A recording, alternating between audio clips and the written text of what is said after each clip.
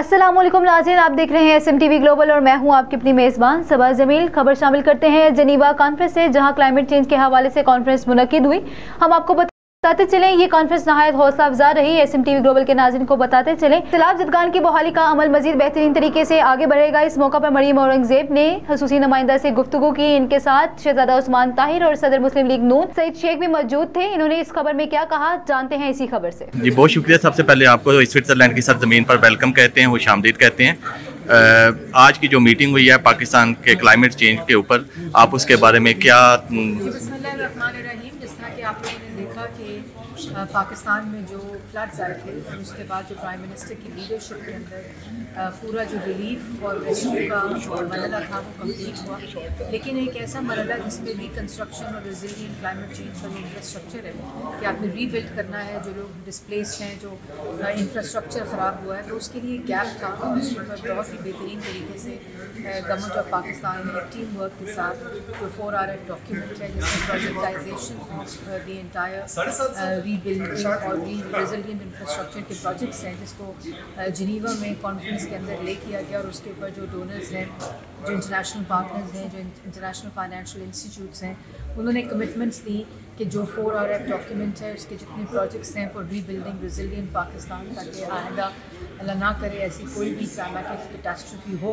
तो ऐसा इंफ्रास्ट्रक्चर मौजूद हो जिससे कम से कम नुकसान हो सके। तो उसमें ओवर 9 बिलियन की कमिटमेंट्स आई हैं इंटरनेशनल डोनर्स और पार्टनर्स, जो बहुत ही इंकरेजिंग है।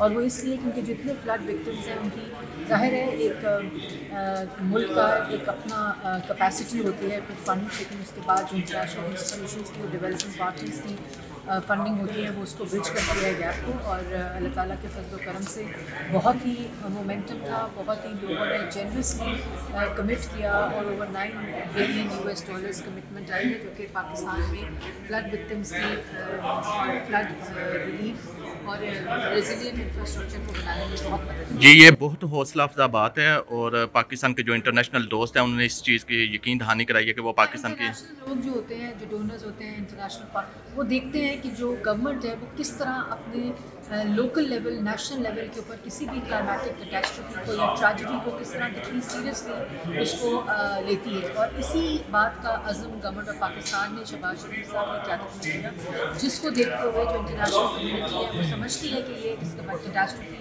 इस क्लाइमेटिक कैटास्ट्रोफी को देख के सीरियस है। और आपने देखा कि हर जगह पे प्राइम मिनिस्टर खुद गए, ये जब UN सेक्रेटरी जनरल आए थे उनके साथ भी प्राइम मिनिस्टर खुद गए थे। तो ये जितनी कमिटमेंट है ये इस बात की भी निशानदेही करती है कि जो इंटरनेशनल पार्टनर्स हैं, इंटरनेशनल कम्युनिटी है, वो बिलीव करती है कि मौजूदा हुकूमत जो है, कोalition गवर्नमेंट जो है, वो पाकिस्तान की आवाम को ये रीबिल्डिंग में मदद दे सकती है और उन पर यकीन रखती है। और वो तमाम लोग जो कह रहे थे कि खुदा न खास्ता जो अपनी तरफ से पाकिस्तान को दिवालिये की नहज तक पहुंचा कर गए थे 4 साल, वो लोग कह रहे थे कि मुल्क दिवालिया हो गया है। तो उनके लिए भी आज एक सोचने का कि हर चीज़ पे सियासत ज़रूरी नहीं है। ये सियासी कॉन्फ्रेंस नहीं थी, ये rebuilding resilient infrastructure flood victims की कॉन्फ्रेंस थी।